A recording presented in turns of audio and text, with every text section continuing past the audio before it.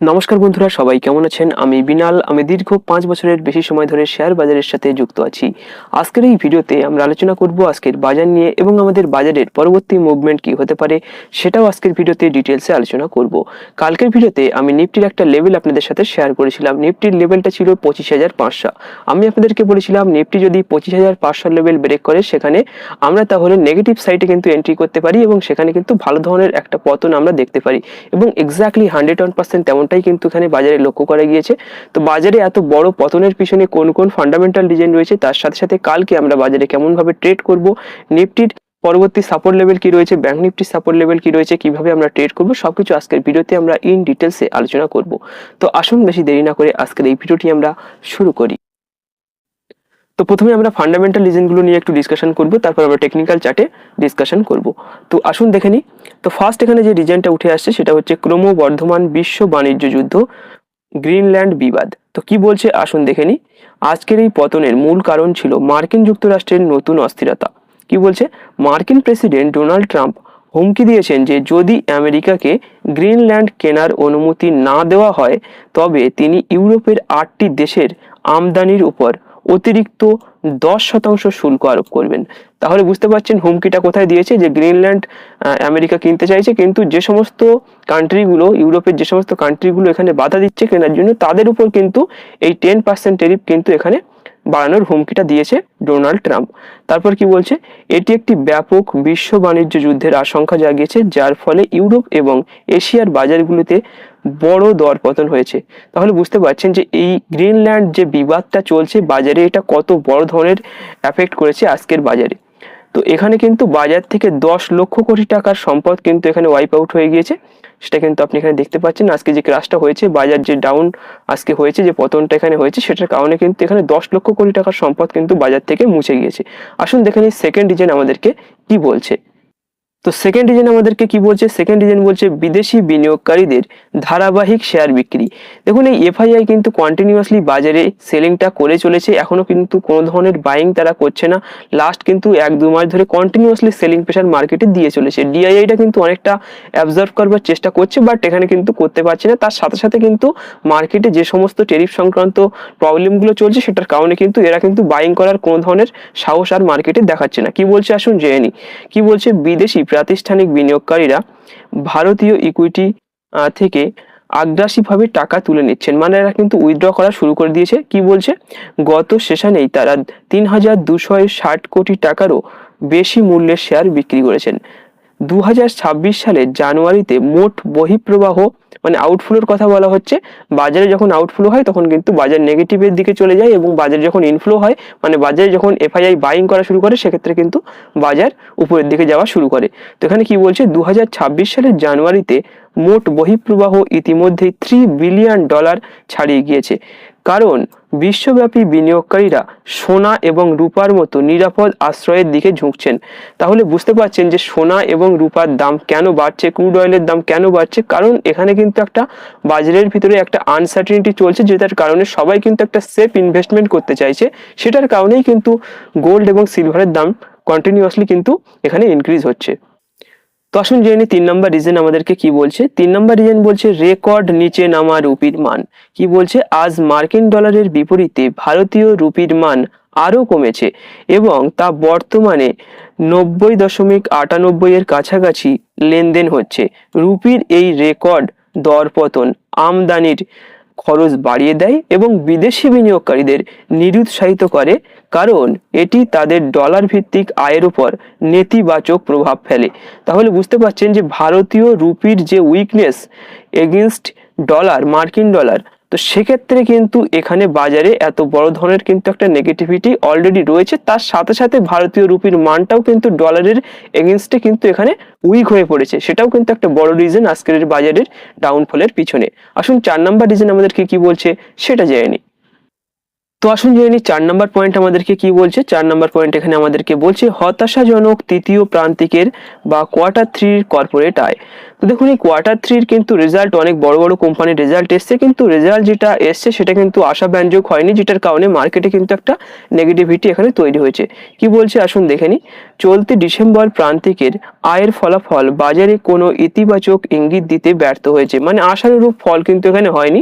Q3 যেমন result আসার একটা এক্সপেকটেশন ছিল সবার ভিতরে, সেটা কিন্তু হয়নি। কি বলছে, নেট মুনাফায় উল্লেখযোগ্য হ্রাসের কারণে এলটিআই মাইন্ডট্রির শেয়ার 6%-এর বেশি কমেছে। তো এলটিআই মাইন্ডট্রি এটা একটি আইটি কোম্পানি, এর যে রেজাল্ট যেমনটা আসার কথা ছিল, সবাই এক্সপেক্ট করছিল, তেমনটা কিন্তু আসেনি, আশানুরূপ হয়নি, যেটার কারণে এর শেয়ার ভ্যালু কিন্তু 6%-এর বেশি এখানে ফল করেছে। এটা কিন্তু একটা আইটি কোম্পানি। তো আসুন দেখে নিই নেক্সট পয়েন্ট আমাদেরকে কি বলছে। নেক্সট পয়েন্ট বলছে এছাড়াও রিলায়েন্স ইন্ডাস্ট্রিজ এবং আইসিআইসিআই ব্যাংকের মতো হেভিওয়েট প্রতিষ্ঠানগুলো প্রত্যাশিত মুনাফা অর্জন করতে না পারায় নিফটি এবং সেন্সেক্সের ওপর কিন্তু চাপটা এখানে বেড়ে গিয়েছে। দেখুন এই রিলায়েন্স ইন্ডাস্ট্রি এবং আইসিআইসিআই ব্যাংক এরা কিন্তু নিফটির ভিতরে একটা খুব ভালো ধরনের, খুব বড় ধরনের একটা ওয়েটেজ রাখে, সেটার কারণে এদের যে প্রাইসের ভিতরে যে কারেকশন দেখা গিয়েছে সেটার কারণে নিফটির উপরেও কিন্তু একটা ভালো ধরনের এখানে ডাউনফল আমরা লক্ষ্য করতে পেরেছি, এবং নিফটি এবং সেন্সেক্সের ভিতরে কিন্তু এটা হয়েছে। তো আসুন জেনে নিই 5 নম্বর পয়েন্ট আমাদেরকে কি বলছে। 5 নম্বর পয়েন্ট বলছে মার্কিন সুপ্রিম কোর্টের রায় নিয়ে অনিশ্চয়তা। কি বলছে, ট্রাম্পের ব্যাপক শুল্ক ব্যবস্থার বৈধতা নিয়ে মার্কিন সুপ্রিম কোর্টের একটি গুরুত্বপূর্ণ রায়ের অপেক্ষায় বিশ্ববাজার বর্তমানে বেশ সতর্ক অবস্থানে রয়েছে। বিনিয়োগকারীরা শঙ্কিত যে যদি রায় শুল্কের পক্ষে যায় তবে তা বিশ্বব্যাপী সরবরাহ ব্যবস্থাকে স্থায়ীভাবে ব্যাহত করতে পারে। দেখুন এই যে টেরিফটা বাড়ানো হচ্ছে, ডোনাল্ড ট্রাম্প যে হুমকিটা দিচ্ছেন, এটা নিয়ে কিন্তু কোর্টে একটা কেস চলছে। মানে বিনিয়োগকারীরা এটাই ভাবছে যদি এখানে যে কেসটা চলছে এই কেসের রায় যদি ডোনাল্ড ট্রাম্পের মত অনুযায়ী হয়, সেক্ষেত্রে কিন্তু বাজারে আরো বড় ধরনের ক্রাশ হতে পারে। সেটা ভেবেই কিন্তু অনেকে বাজার থেকে কিন্তু উইথড্র করে নিচ্ছে, বাজার থেকে কিন্তু বেরিয়ে যাচ্ছে এবং সেফ ইনভেস্টমেন্ট করছে, গোল্ড সিলভার এগুলোর ভিতরে কিন্তু ইনভেস্টমেন্ট করা শুরু করে দিয়েছে। তো আসুন দেখে নিই নেক্সট পয়েন্ট আমাদেরকে কি বলছে। নেক্সট পয়েন্ট যেটা উঠে আসছে সেটা আসছে সেক্টরাল কিছু ইম্প্যাক্ট বা সেক্টরাল প্রভাব এখানে উঠে আসছে। আসুন দেখে নিই কি বলছে। ফার্স্ট পয়েন্ট বলছে সবচেয়ে বেশি ক্ষতিগ্রস্ত। তো কারা সবচাইতে বেশি ক্ষতিগ্রস্ত হয়েছে? ট্রাম্পের যে এই হুমকিটা বাজারে বিশাল পরিমাণে ইম্প্যাক্ট ফেলেছে, কিন্তু কোন কোন কোম্পানিগুলো সবচাইতে বেশি এখানে ইম্প্যাক্ট হয়েছে? সবচাইতে বেশি ইম্প্যাক্ট হয়েছে রিয়েলিটি, যেখানে 4%-এর বেশি পতন হয়েছে।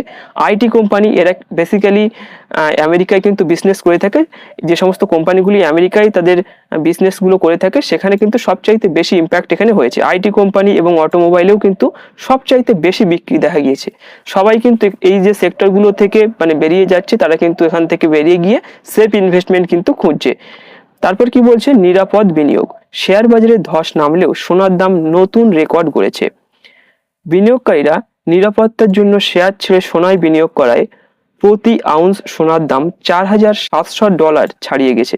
তাহলে বুঝতে পারছেন, আমি আপনাদেরকে আগেও বলেছি এখনো বলছি যে বাজারে যখন মানে বড় ধরনের কোনো এরকম ধরনের খারাপ কোনো নিউজ আসে, সেক্ষেত্রে সবাই কি করে, তারা কিন্তু শেয়ার ছেড়ে বেরিয়ে যায় এবং সেফ ইনভেস্টমেন্ট খোঁজে, গোল্ড সিলভার এগুলোর ভিতরে কিন্তু তারা ইনভেস্টমেন্ট করে। এটাই কিন্তু এখানে লক্ষ্য করা যাচ্ছে।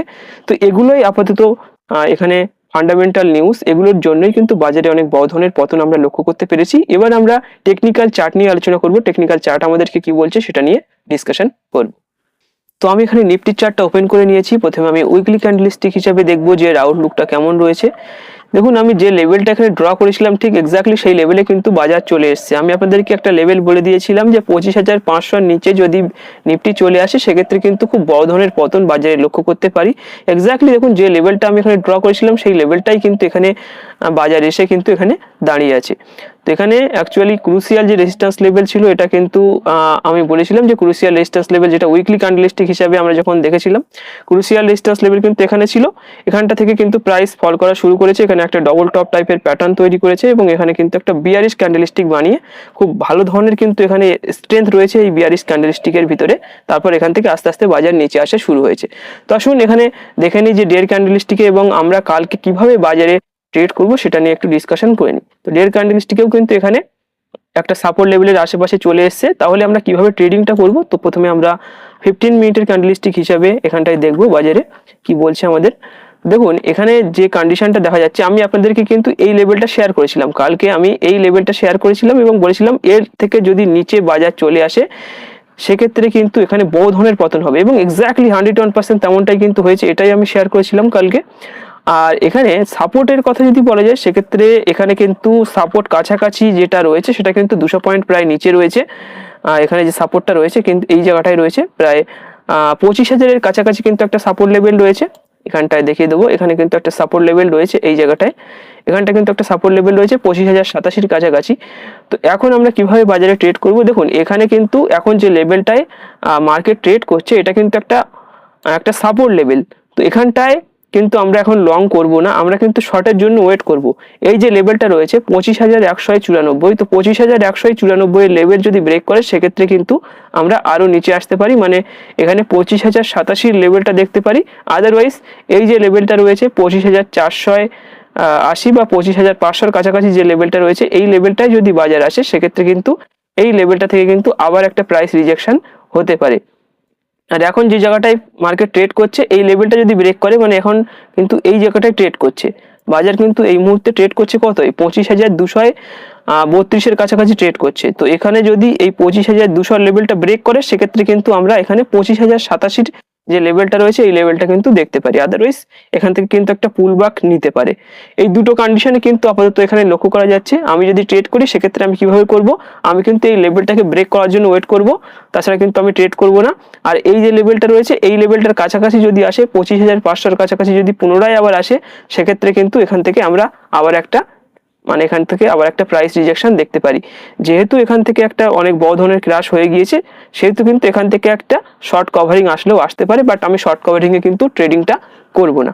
তাহলে বুঝতে পেরেছেন যে কিভাবে আমি এখানে নিফটির ভিতরে ট্রেড করব এবং কিভাবে আমরা ব্যাংক নিফটির ভিতরে ট্রেড করব। আসুন সেটা নিয়ে একটু ডিসকাশন করে নিই। তো আমি এখানে ব্যাংক নিফটির চার্ট ওপেন করেছি। দেখুন কালকের ভিডিওতে আমি যেমনটা ডিসকাশন করেছিলাম 101% তেমনটাই কিন্তু এখানে লক্ষ্য করা যাচ্ছে। এখানে কিন্তু দেখুন এই যে লেভেলটা রয়েছে এই লেভেলটা থেকে কিন্তু প্রাইস রিজেকশন হয়ে গিয়েছে। ডিএস সাপোর্ট লেভেল হিসাবে যদি দেখা যায় সেক্ষেত্রে সাপোর্টটা কিন্তু অনেকটাই নিচে রয়েছে, এখানে 58,000 বা 58,000 এখানে যে সাপোর্টটা রয়েছে ডেড ক্যান্ডেলস্টিক হিসাবে যদি দেখা যায় সেক্ষেত্রে কিন্তু এখানটায় সাপোর্ট রয়েছে 58,900-এর কাছাকাছি কিন্তু সাপোর্ট রয়েছে। তো এখানে আমরা কালকে কিভাবে মার্কেটে ট্রেড করব, দেখুন এখানে আমি আপনাদেরকে বলেছিলাম এই লেভেলটা যখনই ব্রেকডাউন করবে তারপর কিন্তু আমরা এন্ট্রি করব, এবং দেখুন এটা ব্রেকডাউন করার পর কত সুন্দর স্মুথলি কিন্তু এখানটায় আস্তে আস্তে নিচের দিকে আসা শুরু হয়ে গিয়েছে। এখন কারেন্টলি এখানে যে লেভেলটায় ব্যাংক নিফটি ট্রেড করছে এই যে লেভেলটা রয়েছে এই লেভেলটায় যে লেভেলটায় ট্রেড করছে ব্যাংক নিফটি, দেখুন এখানে একটা সাপোর্ট লেভেল টাইপের রয়েছে। এই লেভেলটা যদি ব্রেক করে সেক্ষেত্রে কিন্তু আমরা এখানে এন্ট্রি করব। আদারওয়াইজ আমি কিন্তু এখন এই মুহূর্তে কোন ধরনের শর্ট কভারিং ট্রেড যেগুলো হয় এখান থেকে বাউন্স ব্যাক করে উপরের দিকে যাবে সেটা কিন্তু আমি করব না। আমি ওয়েট করব যদি এই লেভেলটা ব্রেক করে, 59,312 যে লেভেলটা রয়েছে এই 59,312 লেভেলটা যদি ব্রেক করে সেক্ষেত্রে কিন্তু আমি নেগেটিভ সাইডে এন্ট্রি করব, এবং আমার টার্গেট থাকবে এই যে লেভেলটা রয়েছে এখানে যে লেভেলটা রয়েছে এটা হচ্ছে 58,800-এর কাছাকাছি, কিন্তু 58,800 থেকে 58,900-এর ভিতরে এইখানে কিন্তু আমাদের টার্গেটটা হবে। টার্গেটটা আমি দেখিয়ে দিচ্ছি, এই জায়গাটায় কিন্তু আমাদের টার্গেটটা হবে 58,895 বা 58,900-এর কাছাকাছি আমাদের টার্গেটটা হবে। এই লেভেলটা ব্রেক করলে কিন্তু আমি এন্ট্রি করব, আদারওয়াইজ আমি কিন্তু এখানে এন্ট্রি করব না। আর এখান থেকে একটা শর্ট কভারিং যদি হয় সেক্ষেত্রে কিন্তু আমি এন্ট্রি করব না। আশা করছি যে এই লেভেলটা যদি ব্রেক করে তাহলে কিন্তু এখানে ভালো ধরনের একটা নেগেটিভ সাইডে এন্ট্রি করলে এখান থেকে একটা ভালো ধরনের ডাউনফল আসার সম্ভাবনা রয়েছে। তো আশা করি আপনি বুঝতে পেরেছেন নিফটির কি কন্ডিশন রয়েছে, ব্যাংক নিফটির কন্ডিশন কি রয়েছে। দেখুন অল ওভার মার্কেটে কিন্তু একটা নেগেটিভ সেন্টিমেন্ট রয়েছে, সেই জন্য কিন্তু আমি কোনো ধরনের লং অপশনে যেতে চাইছি না, কোনো ধরনের কল অপশন বাই করে কিন্তু যেতে চাইছি না। এখানে কিন্তু বেসিক্যালি আমি যেটা করতে চাইছি যে ট্রেন্ডের সাথে ট্রেড করতে চাইছি। আমি যে লেভেলটা ড্র করেছি এই লেভেলটা যদি ব্রেকডাউন করে সেক্ষেত্রে কিন্তু আমি মার্কেটে এন্ট্রি করব।